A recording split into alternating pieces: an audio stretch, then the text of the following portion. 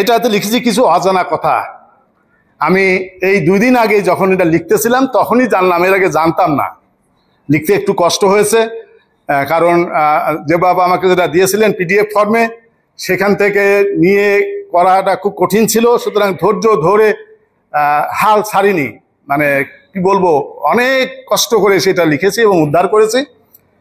উনি যে শুধু গবেষক শিক্ষক ছিলেন শুধু তাই না, একজন মানবিক মানুষ ছিলেন।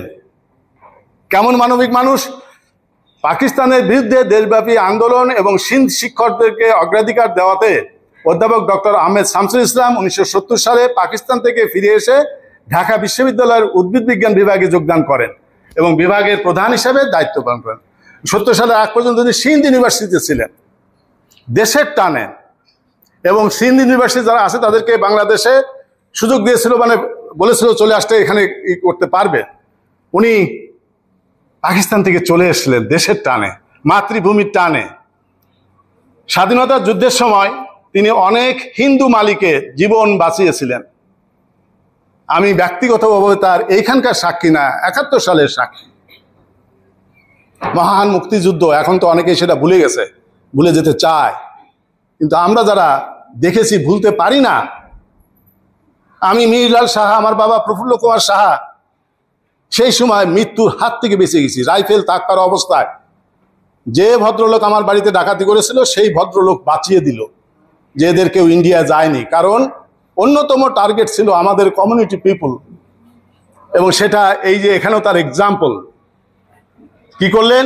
অনেক হিন্দু মালিকের জীবন বাঁচিয়েছিলেন। এরাই তো মানুষ। কে হিন্দু কে মুসলমান দেখেন নাই, মানুষ আক্রান্ত হলে তাকে বাঁচানো উচিত, তাই করেছেন। সেই জন্য 1971 সালের ডিসেম্বরের প্রথম সপ্তাহে, যে সময় বুদ্ধিজীবী হত্যা হয়েছে, ঠিক সেই সময় আল বদর বাহিনী স্যারকে তুলে নিয়ে বুদ্ধিজীবীদের আগে ভাগ্যে তুলে নিতে বুদ্ধিজীবীদের ভাগ্যে তুলে নিয়ে যাবে বলে এসেছিল, কিন্তু তা ওনার আত্মীয়ের বুদ্ধিতে বেঁচে যান। তাহলে হয়তো যারা 14ই ডিসেম্বর বুদ্ধিজীবী শহীদ হয়েছেন, আমাদের স্যারের হয়তো সেরকমই পরিণতি হতো। তাহলে কত ঝুঁকি নিয়ে তিনি এই সামান্য বেতনের কর্মচারী মালিকদেরকে বাঁচিয়েছেন, সেটার জন্য আক্রোশ ছিল আলবদর বাহিনীদের। স্বাধীনতা লাভ করার পর দেশকে গড়ে তোলার পালা, দেশ স্বাধীন হয়েছে, দায়িত্ব তো আমাদেরকে নিতে হবে। উনি নিলেন। উদ্ভিদ বিজ্ঞান বিভাগের একজন শিক্ষক হিসেবে ঢাকা বিশ্ববিদ্যালয় উদ্ভিদ বিজ্ঞান বিভাগের কিভাবে বিশ্বমানের করা যায় সেটি নিয়ে তিনি বিশেষভাবে ভাবতে শুরু করলেন। ঠিক সেই সময় প্লান্ট টিস্যু কালচারে হরমোন প্রয়োগ একটি গুরুত্বপূর্ণ বিষয় হয়ে উঠেছিল। টিস্যু কালচার ছিল কিন্তু তার সাথে হরমোন যুক্ত হলো।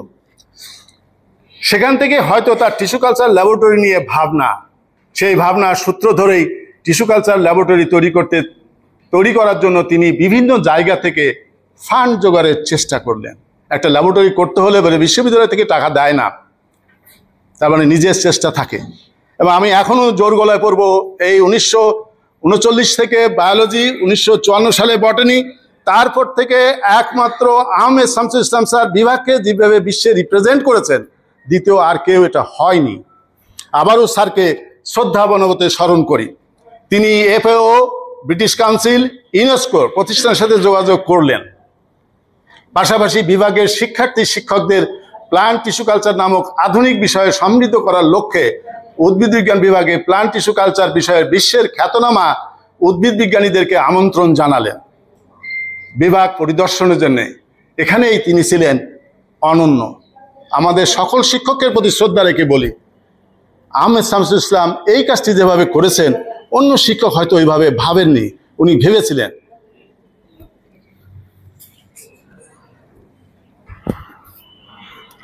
প্লান্ট টিস্যু কালচারের গুরুত্বটা হচ্ছে একটি গাছ কিংবা একটি কোষ থেকে হাজার হাজার গাছ উৎপাদন করা যায়, এটা উনি জানলেন। ভেবে দেখুন, চীনা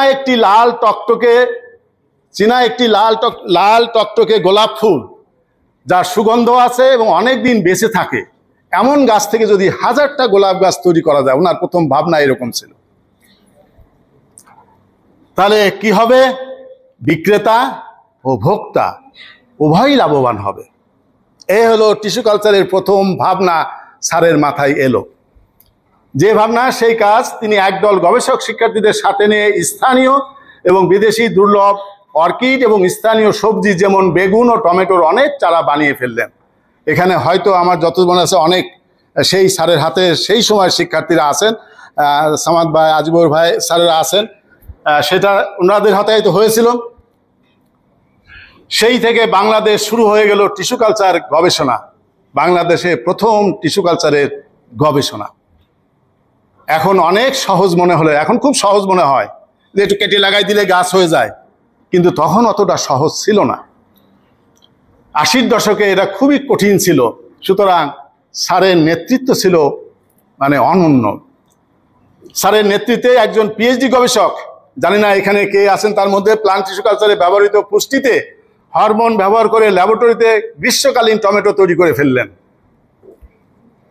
তারই সুফল হিসেবে আমরা এখন সারা বছর টমেটো বাজারে দেখতে পাই, খেতে পারি। এরপর তিনি রোগমুক্ত উদ্ভিদ নিয়ে বিশেষ করে ভাইরাস মুক্ত গাছ তৈরির কথা ভাবলেন এবং সফলও হলেন। শিক্ষার্থীদের সহায়তায় তিনি ভাইরাস মুক্ত আলু তৈরি করে তাক লাগিয়ে দিলেন। সাফল্য যেন তার কাছে একে একে ধরা দিতে শুরু করলো। তিনি উৎসাহিত হলেন। সফল হলে পরে রেজাল্ট পাওয়া গেলে উৎসাহিত হয়, এবং তাই হয়েছিলেন। উদ্ভিদ বিজ্ঞান বিভাগে টিস্যু কালচার গবেষণাগারের কথা দেশ বিদেশে ছড়িয়ে গেল। এক ছড়িয়েছিলেন পঞ্চানন মহেশ্বরী, তার এমব্রায়োলজি বই লেখে, যেটা ওয়ার্ল্ডের টেক্সট। তারপরে আহমেদ শামসুল ইসলাম স্যারের এই গবেষণা কর্মকাণ্ডে